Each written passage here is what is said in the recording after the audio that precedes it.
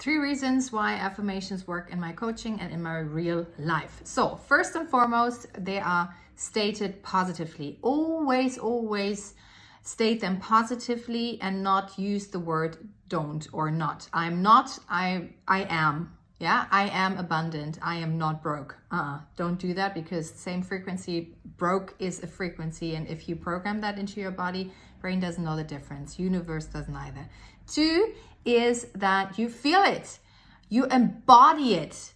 You really breathe it in and you feel as if it was already true. Number 3, and that is the most important overlooked thing.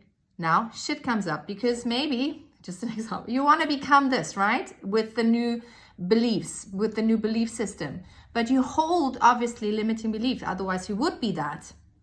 Am I right? So look at the stuff that comes up now, wanting to, all the triggers that are coming up, and cleanse them. Main part in coaching. Look at your shadows, transmute them into light, and be this wow cow. I don't know where this came from. All my love. Hope this helps. What are you doing with your affirmations? How do you make them work? Leave a comment below. Bye bye.